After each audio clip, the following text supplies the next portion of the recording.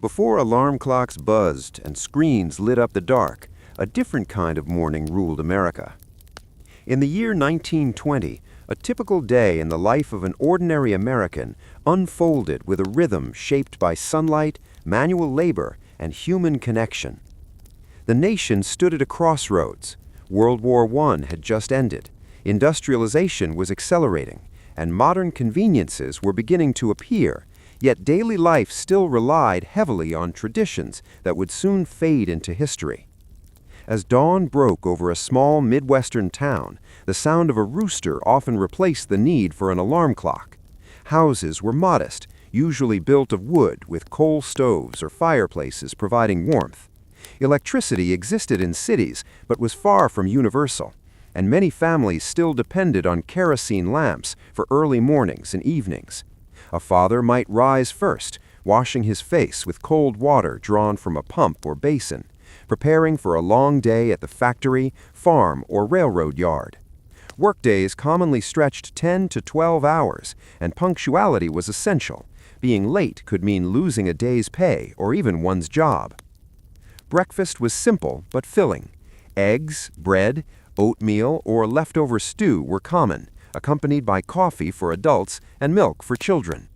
Nearly everything was homemade. Store-bought convenience foods were rare, and meals reflected what was locally available. Mothers or daughters prepared food while keeping an eye on younger children, managing a household that required constant physical effort, washing clothes by hand, sweeping floors, and keeping fires burning. Children's mornings differed greatly from those of today. After breakfast, some headed to school, often walking miles to reach a one-room schoolhouse. Others stayed behind to help with chores, especially in rural areas where children were expected to contribute to family survival. Education was valued, but it competed with the practical needs of daily life. A child might learn arithmetic at school in the morning and apply it by measuring grain or counting change at a local shop in the afternoon. The streets of a 1920 town were alive with motion. Horse-drawn wagons still shared the road with early automobiles, which were noisy, expensive, and admired by passers-by. The smell of coal smoke filled the air, mixed with the sounds of factories, streetcars, and human voices. Men in flat caps and suspenders hurried to work, while women in long dresses and hats ran errands, visited neighbors, or worked in shops and offices. Though opportunities for women were expanding, especially after gaining the right to vote in 1920, daily life still was shaped by strict social expectations. Work defined the core of the day. Factory laborers stood for hours beside loud machinery, enduring repetitive tasks with little protection. Farmers spent their days in fields or barns, guided by weather and seasons rather than clocks. Office workers typed letters by hand on heavy typewriters, filed paperwork, and relied on ledgers instead of computers. Lunch was brief and often brought from home: bread, cheese, apples, or leftover meat wrapped in paper. Communication moved slowly but deliberately. News arrived through newspapers, which were read carefully and often shared among neighbors. Radio was just beginning to emerge and had not yet become a household staple. Conversations happened face-to-face or through handwritten letters, which carried emotional weight and personal meaning.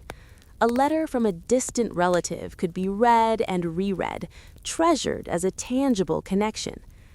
As afternoon faded into evening, families reunited.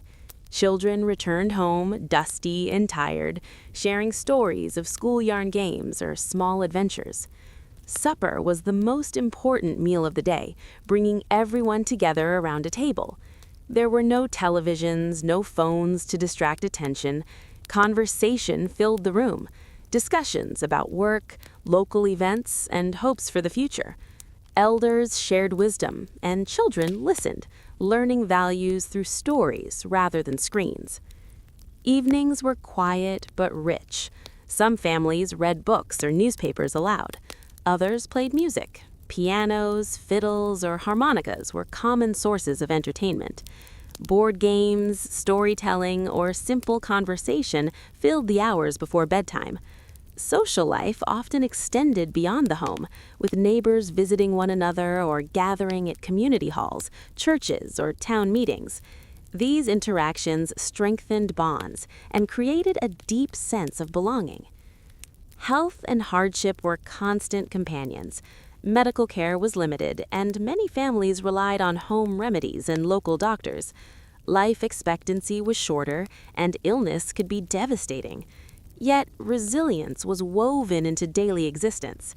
People adapted, helped one another, and found joy in small moments: a successful harvest, a letter received, a shared laugh after a long day.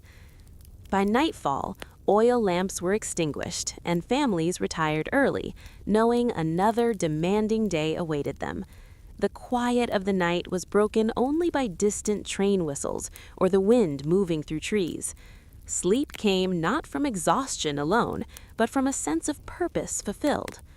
A single day in 1920 America may seem simple compared to modern life, yet it was layered with meaning, discipline, and connection. Without modern technology, people relied on one another. Without instant gratification, they learned patience. And without constant noise, they found depth in routine. Looking back, that